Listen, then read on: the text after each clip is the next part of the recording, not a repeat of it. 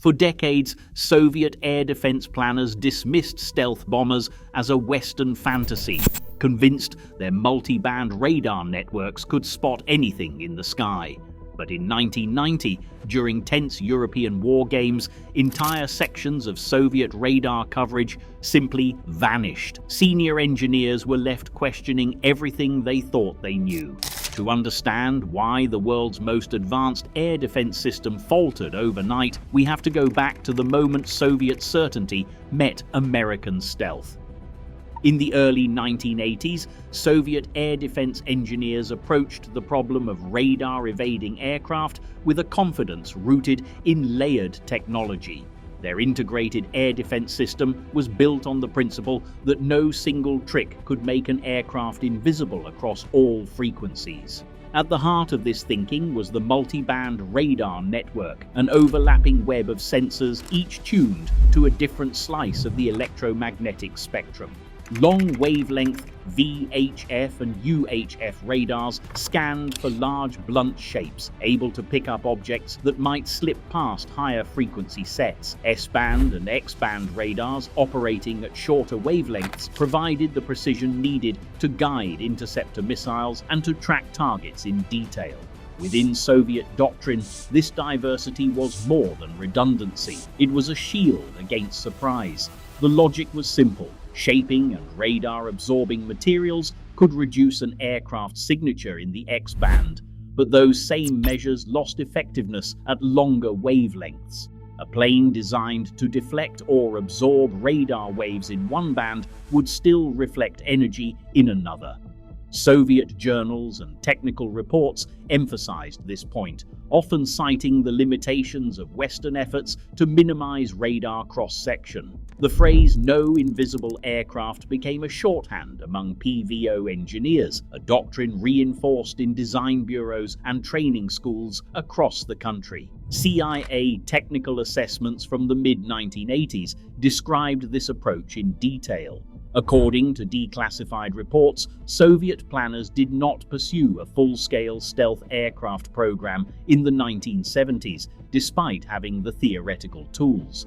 Instead, they invested in radar camouflage for missiles and warheads, and poured resources into making their radar networks dense and diverse. The belief was that even if a new American bomber could slip past one layer, it would be picked up by another. For Soviet crews, dense overlapping coverage meant certainty. Every aircraft, no matter how advanced, would leave some trace somewhere in the spectrum. This technical logic shaped procurement and deployment. Early warning radars like the P-14 and 5N-84 Oberona swept the horizon with meter-long wavelengths, while acquisition and fire control radars filled in the gaps. Each site was connected to a vast command network, creating a seamless picture of the sky. In training exercises and war games, operators drilled on the assumption that nothing could cross this shield unseen. For the engineers and officers responsible for defending the Soviet Union, the idea of a truly undetectable bomber belonged to the realm of theory, not reality. Their confidence rested on the layered multiband net, a system designed to see everything, everywhere, all at once. In the pages of Soviet defense journals during the early 1980s, the idea of an aircraft truly vanishing from radar was treated with skepticism and dry wit. One editorial in Voenaya Missile in 1983 summed up the prevailing attitude. No aircraft can be made invisible to all our eyes. Every plane will leave its shadow somewhere on the spectrum.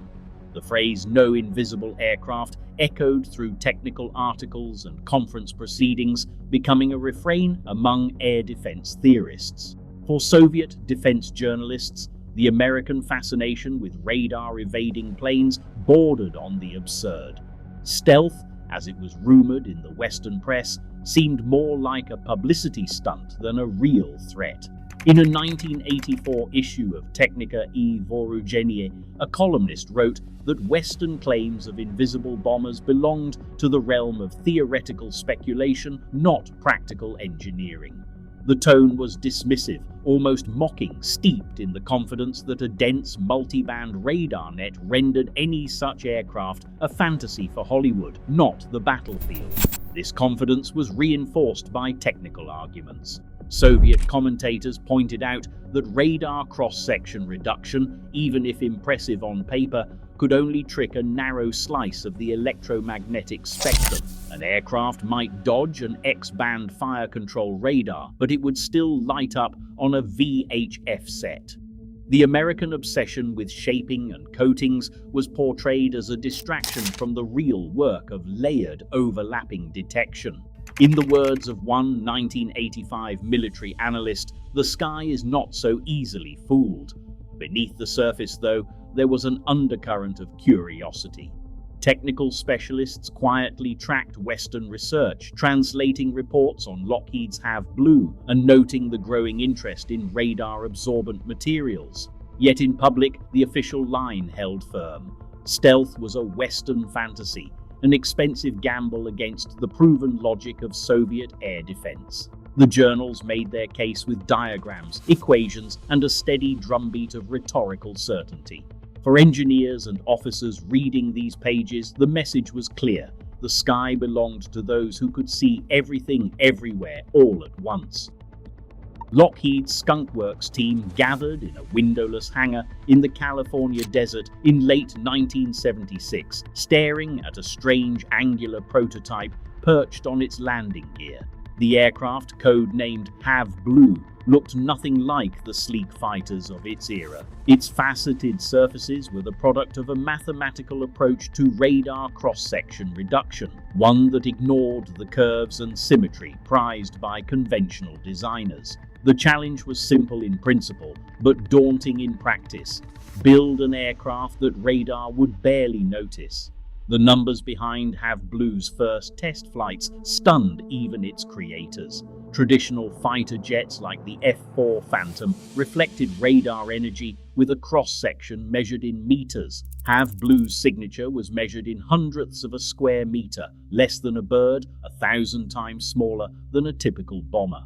When engineers ran the radar equation, the implications were clear. Detection range for a search radar dropped from over 100 kilometers to less than 20. In a world where every kilometer bought precious seconds against surface-to-air missiles, this was more than a technical curiosity. It was a new kind of invisibility. Engineers at Skunk Works, led by Ben Rich and Denis Overholzer, relied on the work of Soviet physicist Pyotr Ufimtsev.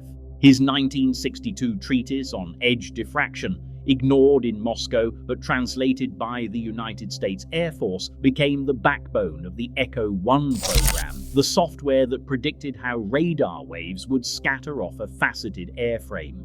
Overholzer's calculations guided every angle and surface, turning abstract math into a flying prototype. The team's confidence grew with each radar test. Ground crews pointed antennas at Have Blue and watched the screens go blank. The aircraft's shape and radar-absorbent coatings worked together, deflecting and soaking up signals so effectively that even close-range detection became unreliable. By the time the F-117 Nighthawk entered operational service in 1983, the principle was proven. Its radar cross-section was so small that standard air defense radars, built to track bombers and fighters, could not reliably lock on until the aircraft was nearly overhead. The F-117's debut in classified training runs and later in combat confirmed what the numbers had suggested. The old logic of speed and altitude no longer guaranteed survival. Invisibility, real, quantifiable, and operational, had become the new currency of air power. The success of Have Blue and the F-117 forced American strategists to reconsider the entire approach to strategic bombing. If a small, angular prototype could slip through radar nets designed to catch anything with wings, what could a larger, more advanced design achieve? The stage was set for a new generation of bombers, built not for brute force or raw speed, but for the subtle art of remaining unseen. Northrop's engineers gathered around blueprints that looked like something from another era. The core of their solution was a shape that had haunted aviation since the Second World War, the flying wing. Decades earlier, the Horten brothers in Germany had experimented with all-wing gliders, chasing the dream of a craft that blended perfectly into the sky. Northrop's own roots ran deep. Jack Northrop's YB-49 had swept over California in the late 1940s, its silhouette unlike anything else in the Air Force inventory. But it was only in the 1980s, with advances in materials and computation, that the flying wing's promise could be fully realized. The B-2 Spirit, awarded to Northrop in 1981 under the Advanced Technology Bomber contract, was designed from the start to defeat not just one radar, but an entire spectrum of sensors. Its planform was smooth and continuous, with no vertical tails or protruding surfaces to bounce radar waves back to their source. Every edge was aligned to scatter energy away from enemy receivers. The airframe itself was built from carbon fiber composites, with more than 90% of its structure formed in massive autoclaves. This gave the B-2 a skin that was both strong and radar absorbent, a seamless shield against hostile eyes. Signature control went far beyond radar. The B-2's engines were buried deep inside the wing, their intakes shaped in a serpentine curve to block line of sight from ground-based sensors. Exhaust was cooled and mixed before it left the aircraft, reducing the temperature of the plume and making the bomber less visible to infrared detectors. Even the landing gear doors and refueling ports were edged and coated to avoid creating sharp radar returns. Acoustic suppression was engineered into the engine mounts and intake geometry, cutting turbine whine to a minimum. In the air, the B-2 was quieter than most civilian jets at altitude. Visual camouflage mattered too. The dark matte finish absorbed sunlight and made the bomber hard to spot against a night sky. Mission planners scheduled flights to take advantage of low light and cloud cover, minimizing the chance of a visual sighting. The B-2's shape, materials, and systems worked together to reduce every trace radar, heat, sound, and silhouette. On July 17, 1989, the first B-2 lifted off from Palmdale, California. The world's most expensive aircraft at the time, each unit cost more than $2 billion. But for Air Force strategists, the price was justified by what the bomber could do: fly intercontinental missions, penetrate the densest air defenses, and deliver its payload without warning. The B-2 was not just another step in bomber evolution. It was the physical manifestation of a new doctrine, one that made detection itself the enemy.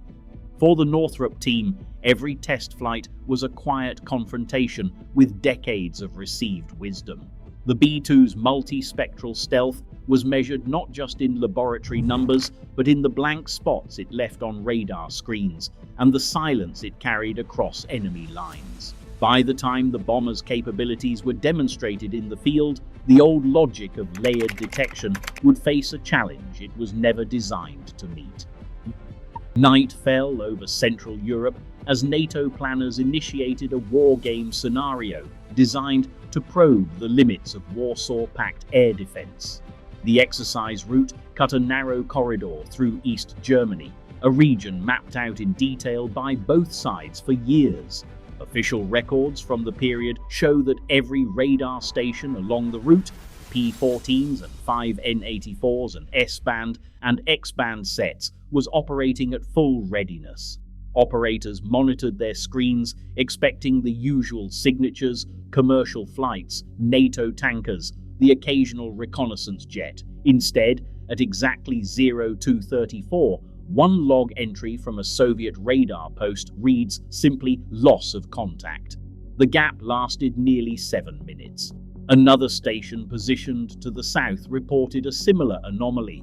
A stretch of sky that should have been crowded with returns was suddenly inexplicably blank. Radar coverage maps reconstructed from declassified sources reveal how these gaps formed. The B-2 bomber's flight path, simulated for the exercise, traced a line through overlapping radar zones that on paper left no room for error. The aircraft embodied a new stealth approach, but the bomber's signature, reduced to a fraction of a square meter by its flying wing shape and carbon fiber skin, slipped through the mesh. Soviet operators, trained to trust the redundancy of their network, found themselves staring at empty screens. Some later recalled the confusion in terse after-action notes, possible equipment malfunction, no track acquired.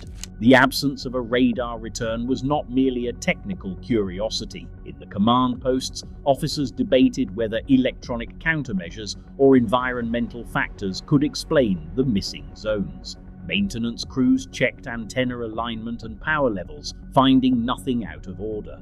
The logs from that night, still partially redacted, show a pattern of timestamps where the radar picture simply dropped out and then resumed as if nothing had happened. For the first time, the certainty of multiband coverage began to crack. What was once considered an unbreakable shield now had a hole, one mapped in real time but understood only in retrospect.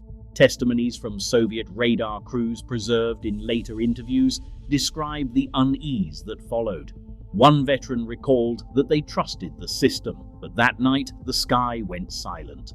The missing zone evidence, scattered across logbooks and shift reports, forced a new question into the conversation. If an aircraft could pass unseen, what else might be possible? The practical defeat of the multiband defense was not announced by a flash or explosion, but by a silence on the screen, a silence that would echo through doctrine and strategy for years to come. Inside the radar design bureaus of Moscow and Nizhny Novgorod, the aftermath of unexplained gaps in sky coverage brought a sudden urgency to long-discussed projects. Engineers and military planners who once championed the certainty of multiband radars now pored over technical reports and draft proposals for new detection methods.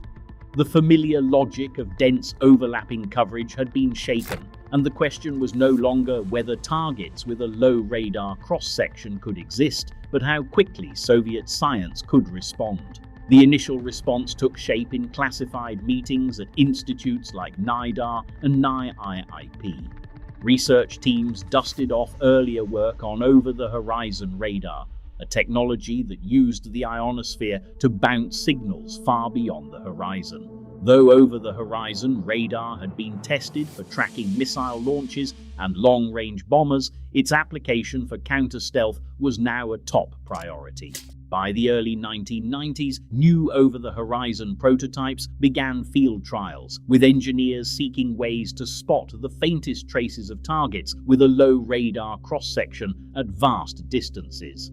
At the same time, attention turned to passive detection. Instead of sending out their own signals, these systems listened for disturbances in the ambient electromagnetic environment, television broadcasts, civilian radio, even reflections from commercial transmitters. Early studies into passive sensor arrays began in 1991, with the first operational experiments appearing by the mid-1990s.